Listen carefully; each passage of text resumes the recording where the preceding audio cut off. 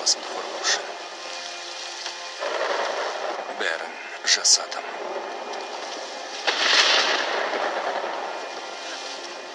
Біздің кемеміз суға кетті.